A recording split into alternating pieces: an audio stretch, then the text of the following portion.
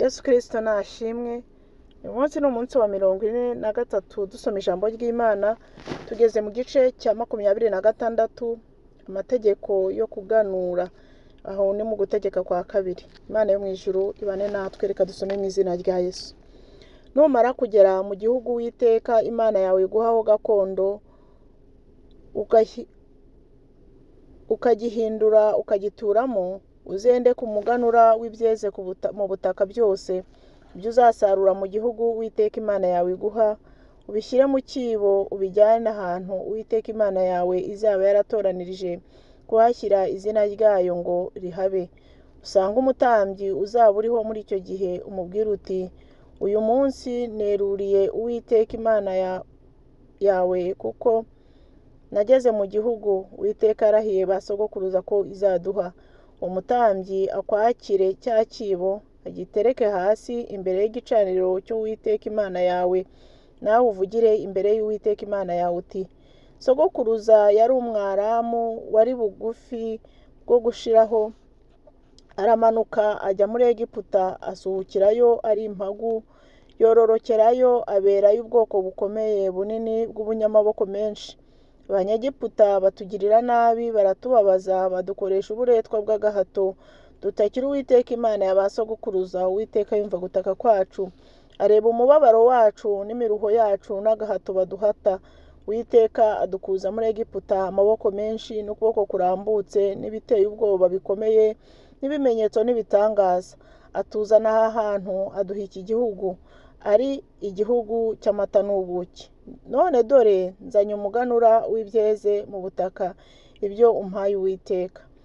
Ubitereke hasi imbere y'Uwiteka Imana yawe, wikubite imbere y'Uwiteka Imana yawe, wishimane n'umulewi n'umusuhuke n'umunyamahanga uri hagati muri mwe, mwishimire ibyiza byose Uwiteka Imana yawe yaguhanye n'inzu yawe.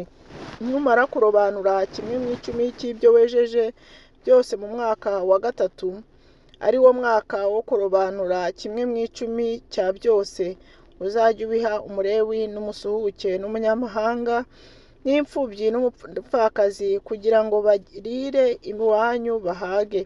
Uvugire imbere y'Uwiteka Imana yawe uti, nakuye ibyera byose mu nzu yanjye, mbiha umulewi n'umusuhuke w'umunyamahanga n'imfubyi n'umupfakazi uko amategeko yawe yose wantegetse ari.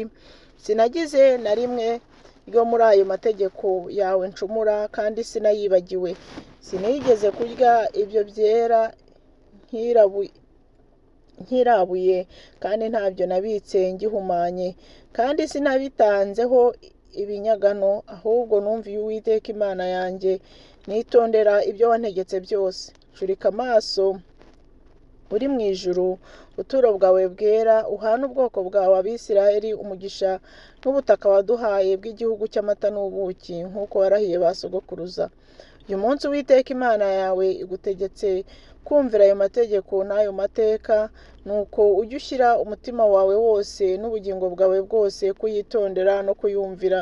Uyu munsi wasezeranishije Uwiteka kuba Imana yawe, kugira ngo uhore ugenda mu nzira ikuyoboye, witondere amategeko yayo n'ibyo yagutegetse n'amateka yayo, wumvire ibyo ikubwiye.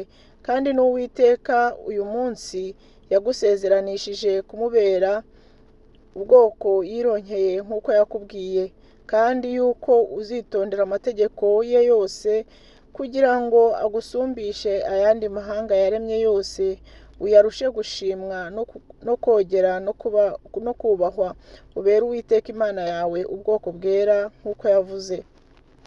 27. Titire yaho iravuga ngo ibibuye binini byashinzwe Ebali n'i Gerizimu.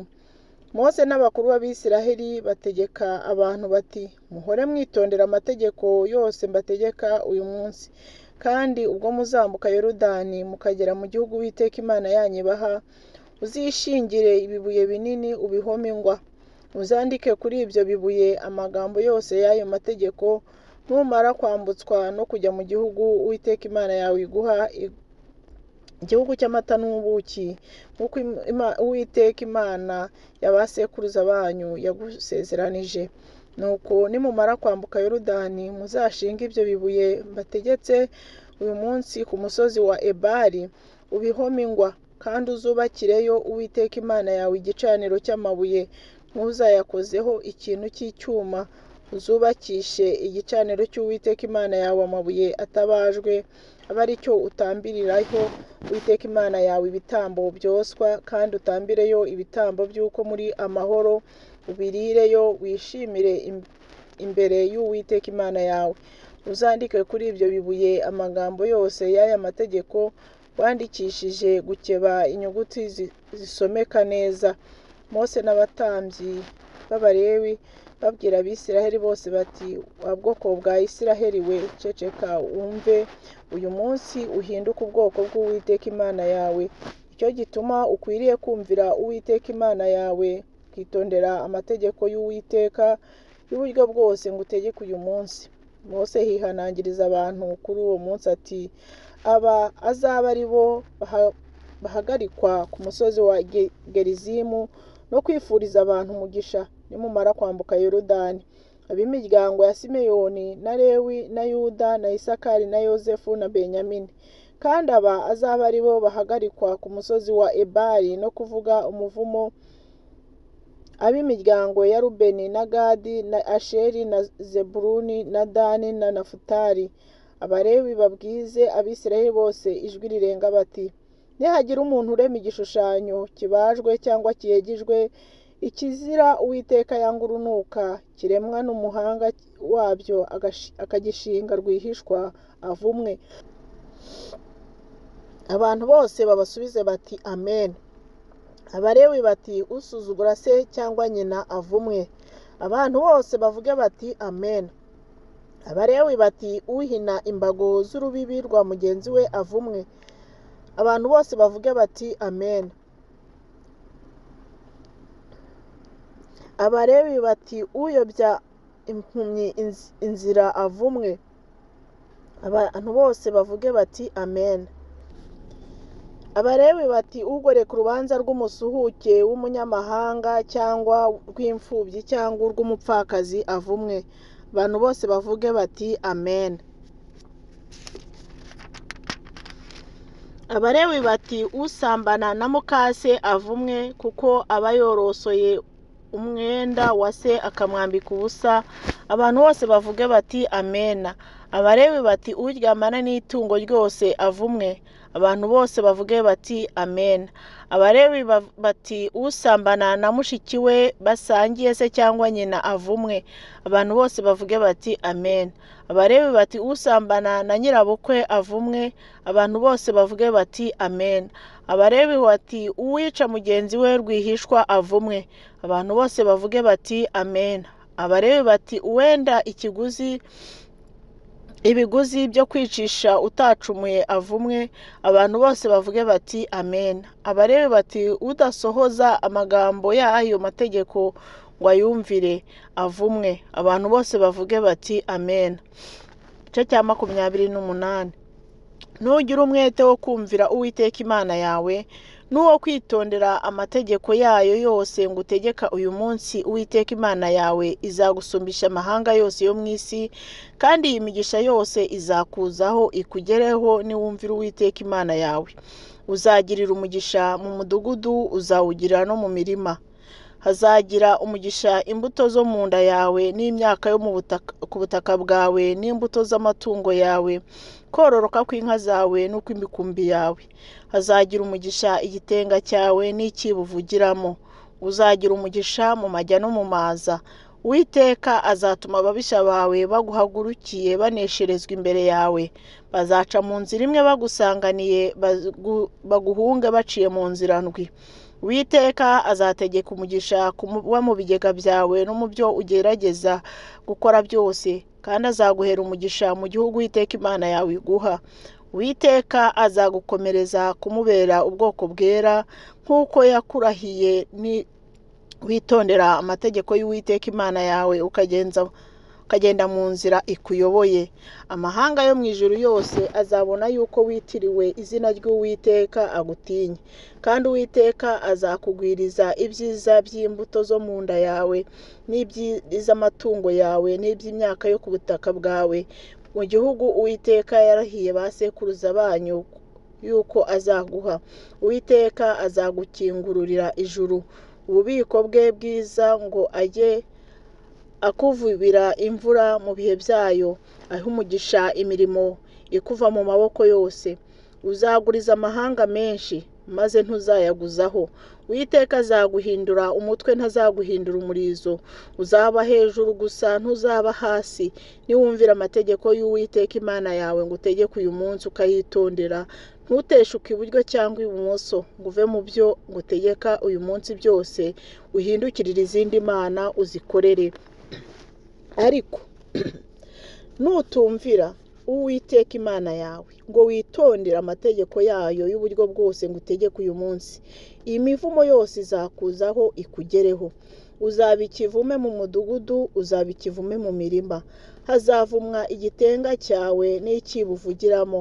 Hazavumwa imbuto zo mu nzu yawe n'imyaka yo ku butaka bwawe, no kororoka kw'inka zawe n'ukw'imikumbi yawe. Uzavumwa mu majya no mu maza. Uwiteka azakoherereza umuvumo no guhagarikwa umutima no kubwirwa ibyago bizaza mu byo ugerageza gukora byose, kugeza aho uzarimbukira ukamarwa vuba, aguhora ibyaha bikomeye uzaba ukoze byo kumwimura. Uwiteka azaguteza mugiga itakuvaho, ageze aho azagutsembera ugashira mu gihugu ujyanwamo no guhindura. Uwiteka azaguteza urusogobo n'ubuganga n'ububyimba bwaka umuriro n'icyokere cyinshi n'amapfa no kuma k'uruhumbu bizakomeka bigeze aho uzarimbukira. Ijuru ryo hejuru y'umutwe wawe rizahinduka umuringa, n'ubutaka uhagazeho buzahinduka icyuma. Mu cyimbo cy'imvura Uwiteka azasuka mu gihugu cyawe umukungugu n'umusenyi muto nk'ifu y'ingezi. Bizava mu ijuru bikugweho bigeze aho uzarimbukira.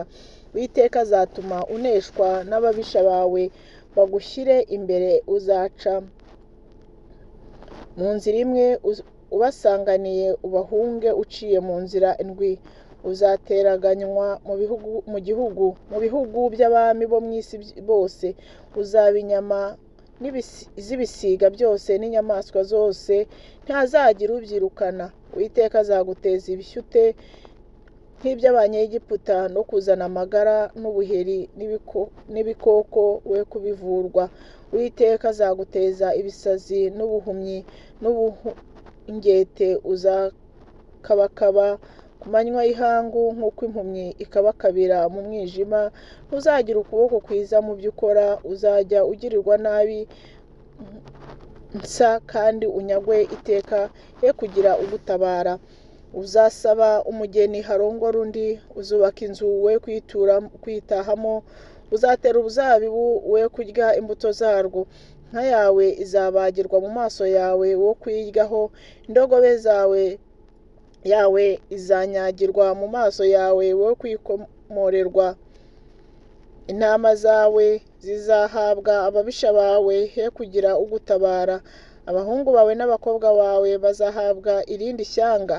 Amaso yawe azabireba ahereyo, ananizwe no kubakumbura. Umunsi ukira ntacyo uzashobora gukora. Imyaka yo ku butaka bwawe n'ibyakuvuye mu maboko byose bizaribwa n'ishyanga utazi. Uzagirirwa inabi nsa ushenjagurwe iteka, bitume usazwa n'ibyo yawe azibonera. Uwiteka azaguteza imikereve ikomeye cyane mu mavi n'ibishyute bikomeye cyane ku maguru we kubivurwa, ndetse azabiguteza bihere mu bworo bw'ikirenge bigere mu gitwariro. Wowe n'umwari uziyimikira Uwiteka azabashyira ishyanga utigeze kumenya, wowe na ba sekuruza banyu, kandi uzakorerayo izindi mana z'ibiti n'amabuye. Kandi uzahindukira amahanga yose Uwiteka azakwimuriramo igitangaza n'iciro ry'imigani n'agashinyaguro. Uzasohora imbuto nyinshi usarure bike, kuko inzige zizabirya. Uzatera inzabibu uzihingire, ariko ntuzanywa vino yazo. ntuzasoroma imbuto zazo kuko inanda zizazirya. Uzagira imyelayo mu gihugu cyawe cyose, ariko ntuzisiga amavuta yayo, kuko imyelayo yawe izahungura imiteja. Uzabyara abahungu n'abakobwa be kuba bawe, kuko bazajyanwaho iminyago. Ibiti byawe byose n'imyaka yo ku butaka bwawe inzige zizabyigabiza. Umunyamahanga uri hagati muri mwe azajya yunguka kugusumba, nawe uzahora usubira hasi. Azakuguriza, nawe we kumuguriza. Niwe uzaba umutwe, nawe ube umurizo. Kandi iyo mivumo yose izakuzaho, izagukurikira igufatire igeze aho uzarimbukira, kuko uzaba utumviye Uwiteka Imana yawe ngo witondere amategeko y'uburyo bwose yagutegetse. Iyo mivumo izakuberaho kuba ibimenyetso n'ibitangaza, kandi izaba ku rubyaro rwawe iteka ryose. Ubutunzi bw'ibintu byose gusagiranye ntibwaguteye gukorera Uwiteka Imana yawe n'ibyishimo n'umunezero w'umutima. Nicyo kizatuma ukorera ababisha bawe. Uwiteka azakuhagurukiriza ufite inzara n'inyota no kwambara ubusa n'ubukene bwa byose, kandi azashyira ku rutugu rwawe umutwaro w'uburetwa uremereye udakurwaho. Uwiteka azakuzanira ishyanga rya kure akuye mu mpera y'isi, riza nk'uko ikizu kiguruka, ishyanga uzaba utazi ururimi rwaryo, ishyanga rifite mu maso hagaragaza urugomo, ritazubaha abashaje, ritazababarira abana. Bazarya abana n'amatungo yawe n'imyaka yawe yo ku butaka bwawe, bageze aho uzarimbukira, kandi ntibazagusigira imyaka y'impeke cyangwa vino cyangwa amavuta ya elayo cyangwa kororoka kw'inka zawe cyangwa kw'imikumbi yawe, bageze aho bazakurimburira. Bazagota imidugudu yawe yose, kugeza aho inkike z'amabuye zawe ndende zikomeye wiringiraga zo mu gihugu cyawe cyose zizaridukira. Bazasakiza imidugudu yawe yose yo mu gihugu cyawe cyose Uwiteka Imana yawe izaba yaraguhaye. Uzarya imbuto zo mu nda yawe, inyama z'abahungu bawe n'abakobwa bawe Uwiteka Imana yawe izaba yaraguhaye, kubwo kugotwa no gusakizwa. Ababisha bawe bazagusakiza. Umugabo wo muri mwe wadamaraye akarushaho kumenyera kugubwa neza gusa, azarebana imbabazi nke mwene se n'umugore aseguye n'abana be asigaranye bakiriho, ye guha n'umwe muri bo ku nyama z'abana be azaba ariye, kuko ari ntacyo asigaranye. Kubwo kugotwa no gusakizwa, ababisha bawe bazagusakiza mu midugudu yawe yose. Umugore wo muri mwe wadamaraye akamenyera kugubwa neza gusa, utatinyuka no gukandagiza ikirenge kubwo kudamarara no kumenyera kugubwa neza gusa, azarebana imbabazi nke umugabo aseguye n'umuhungu we w'umukobwa we, ngo atabagaburira ku ngobyi iturutse hagati y'amaguru ye no ku bana be abyaye, kuko azabarira rwihishwa, kuko abuze byose kubwo kugotwa no gusakizwa. Ababisha bawe bazagusakiza mu midugudu yawe. Nutitondera amagambo yose y'aya mategeko yanditse muri iki gitabo, ngo utinye iri zina ry'icyubahiro riteye ubwoba, ari ryo Uwiteka Imana yawe, Uwiteka azaguteza wowe n'urubyaro rwawe ibyago by'uburyo butangaza bikomeye, bizakubaho akome, n'indwara zikomeye zibabera akarande. Kandi azaguteza nawe za ndwara zose yateje Abanyegiputa, zikagutera ubwoba, zigufateho akaramata. Kandi indwara yose n'icyago cyose bitanditswe mu gitabo cy'aya mategeko nabyo Uwiteka azabiguteza, ageze aho uzarimbukira, muzasigara muri bake, nubwo mwari muhwanije ubwinshi n'inyenyeri zo ku ijuru, kuko uzaba utumviye Uwiteka Imana yawe. kandi nk'uko Uwiteka yishimiraga kubagirira neza no kubagwiza, niko Uwiteka azishimira kubarimbura no kubatsemba, kandi muzajahurwa mukurwe mu gihugu mujyanwamo no guhindura. Kandi Uwiteka azabatataniriza mu mahanga yose, uhereye ku mpera y'isi ukageza ku yindi mpera yayo, kandi uzakorerayo izindi mana utigeze kumenya, nta ba sekuruza banyu batigeze kumenya, z'ibiti n'amabuye. Kandi muri ayo mahanga nta mahoro uzabona, ntuzabona aho uruhurira ibirenge byawe. Ariko Uwiteka azaguherayo umutima uhinda umushyitsi n'amaso aremba n'umutima wonze. Uzashidikanya ubugingo bwawe, uzahora utinya ku manywa na nijoro, uzagira ibikwiringiza ubugingo bwawe. Buzacya ugira uti iyo bwira, buzagoroba ugira uti iyo bucya, bitewe n'ubwoba bwo mu mutima wawe bugutinyisha n'ibyo amaso yawe azibonera. Kandi Uwiteka azagusubirisha muri Egiputa inkuge, mu nzira nakubwiye nti ntuzongera kuyibona ukundi. Muzigurirayo n'ababisha banyu ngo mube imbata z'abagabo n'abagore, mwe kubona ubagura. Isezerano Imana yagiranye n'Abisiraheli b'i Mowabu. Aya niyo magambo y'isezerano Uwiteka yategetse Mose gusezeranira n'Abisiraheli mu gihugu cy'i Mowabu, yongewe ku isezerano yasezeraniye nabo kuri Horebu. Imana yo mu ijuru ibagirire neza, kandi Imana yo mu ijuru ikomeze kutwitaho. Dukomeje hano, iki gice ni cya 29 nuko titire yawo nari nyisomye mu gice cya 28. Reka tugisome nacyo tuba ari nacyo dusorezaho. Mose ahamagara Abisiraheli bose arababwira ati, mwabonye ibyo Uwiteka yagiririye Farawo n'abagaragu be bose n'igihugu cye cyose mu maso yanyu mu gihugu cya Egiputa, ibigerageresho bikomeye n'ibimenyetso na bya bitangaza bikomeye amaso yanyu yiboneye. Ariko Uwiteka ntabaha umutima umenya n'amaso areba n'amatwi yumva ageza kuri uyu munsi. Kandi Uwiteka ati, namaze imyaka 40 mbashorerera mu butayu, imyambaro yanyu ntibasazireho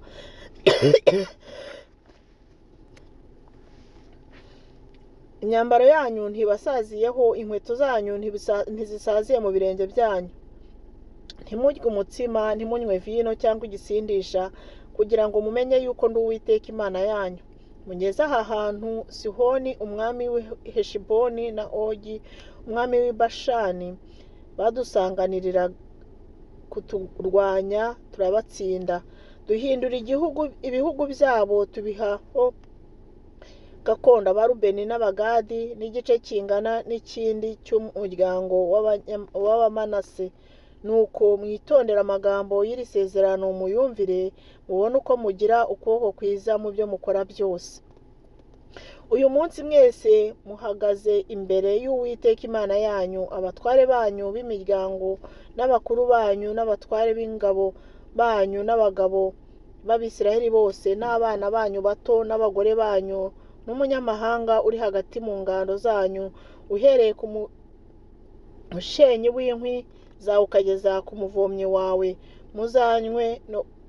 Muzanywe no kwemera isezerano ry'Uwiteka Imana yawe, isezerano rikomezwa n'indahiro Uwiteka Imana yawe isezeranira nawe uyu munsi, kugira ngo igukomereze kuyibera ubwoko, nayo ngo ikubere Imana nk'uko yakubwiye, kandi nk'uko yarahiye ba sekuruza banyu Aburahamu na Isaka na Yakobo.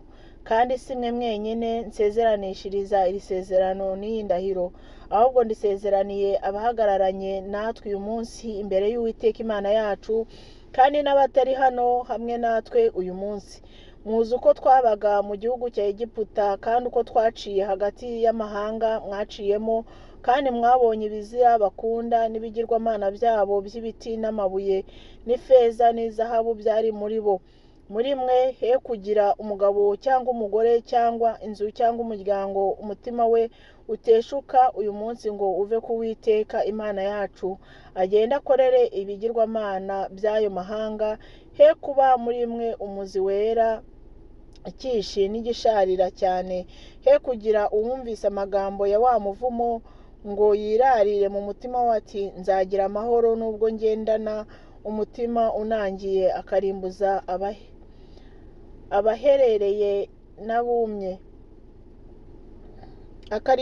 abahehereye n'abumye. Uwiteka ntazemera kumubabarira, ahubwo uburakari bw'Uwiteka n'ifuhe rye bizagurumanira uwo muntu kuri icyo gihe. Imivumo yose yanditswe muri iki gitabo imubeho, kandi Uwiteka azatsemba izina ry'uwo arikure munsi y'ijuru. Uwiteka azamurobanurira mu miryango y'Abisiraheli yose kugira ibyago bihwanye n'imivumo yose yo mu isezerano ryanditswe muri iki gitabo cy'amategeko.